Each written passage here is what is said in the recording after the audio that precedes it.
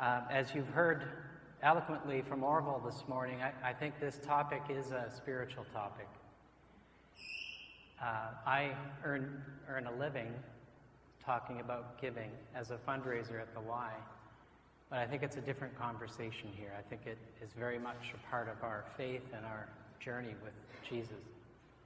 And so I thought what might be helpful is to share my story of how I came to faith and ultimately how I learned, developed a deeper understanding of giving from that experience. So I've asked an illustrator to help me tell my story. That's me for the first 40 years of my life. I was oblivious to my faith. It was a different church at the time, or I used to not really pay attention to what the minister was saying. I thought I was a good guy. I worked hard. I did attend church. I volunteered, but I had no relationship with God at all. And on one occasion, I was on my way back from running the Philadelphia Marathon. I went down with 80 members of the Hamilton Harrier Running Club.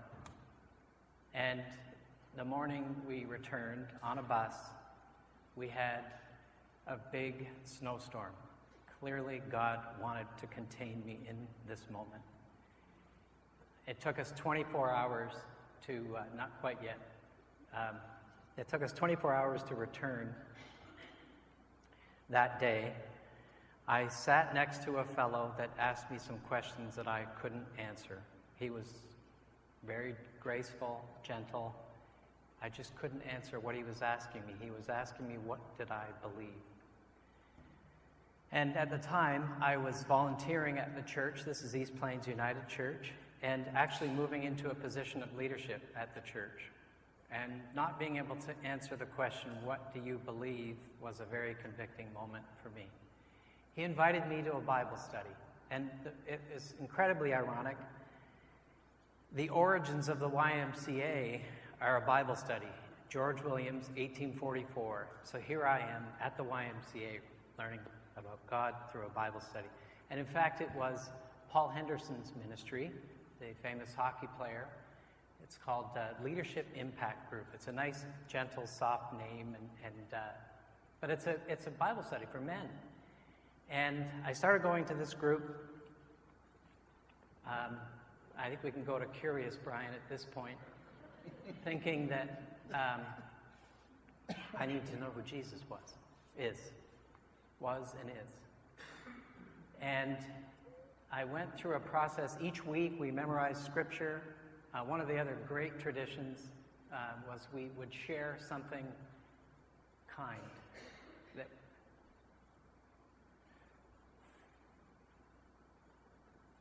Something kind that we did for our wife. And it was my first real understanding of what love truly is. Love is putting the needs of someone else ahead of your own. And so each week we had to come and share something nice we did for our wife. Bruce, I think we should probably bring that group back to our group.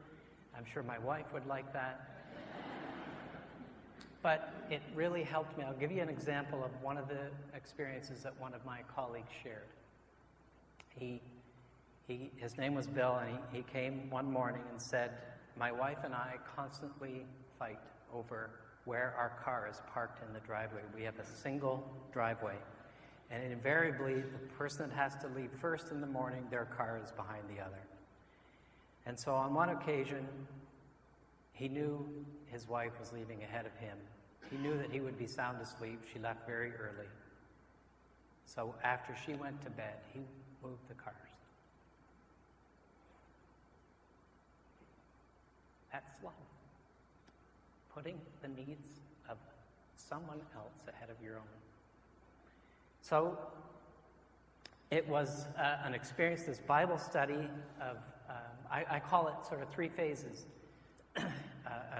An intellectual investigation, who was Jesus, what were his teachings, to an emotional phase where I would try praying. The fellow that led this group, Sam Mercanti, was everything that I wanted to be. He was well-dressed. He was a successful businessman. He drove a Mercedes, and he prayed out loud. And I thought, wow, there's something to this. So I tried prayer. I experienced answered prayer. It was beautiful. It was enough for me to say, I'm in. It's a leap. I was loved. Some of you might describe that as being born again or saved. I think loved is a great way to put it. I've learned that I'm blessed. I'm blessed with a loving wife that's taught me more about love than anybody. Blessed with 3 beautiful girls. Blessed with all of you as friends, most of you, many of you. A great city, a great country. Gosh, isn't it wonderful to be a Canadian again? And so I've learned as well that God left us with, Jesus left us with 2 commandments. It's pretty simple. Love him with your heart, soul, and mind, and love others as I have loved you. So I am working on being a loving Bryan. Working on being a loving Bryan. It's a work in process. I fall short every day. This Christian journey, this faith experience is not for the faint of heart. It's tough, but it's beautiful. And it's what I choose to do. So I think I'll finish with 3 words. Love. I think the Beatles were right. All you need is love. It's the foundation for everything else. The challenge is we live in a world that brings a very different message. But Jesus tells us not to live of the world, live in the world. So we live. When we explored giving early in our journey, Peggy and I both came to faith at a reasonably close period of time. We went to a faith-based financial planner to help us give more generously. But he also taught us to live more modestly. It's the other half of the equation. If we live more modestly, we can give more generously. And so we actually use a cash envelope system. For the last 10 years, we've been living out of envelopes. We got an envelope for groceries, an envelope for entertainment. We've got an envelope for wine and beer. We've got an envelope for getting our hair cut, all of what we spend money on. And it's just helped us live within a budget. So we live, we love, we live, and we give.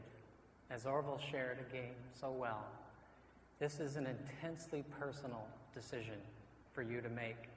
And it's an ongoing decision. We grow in our capacity and desire to give. I believe that everything I have is from God. I am just a steward of what he's given to me. I believe in the tithe, but Jesus didn't talk about the tithe, I think for a good reason. It's a beginning. He talked about generosity at a much greater level. Paul Henderson had a great reply.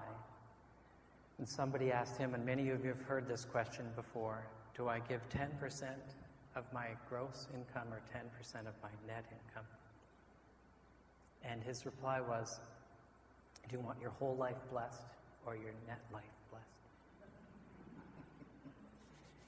So I can't tell you what to give. That is between you and our wonderful God, our wonderful Lord. That's for you to explore. But if you push me for an answer, I'll give you a one-word response. More. You will be blessed.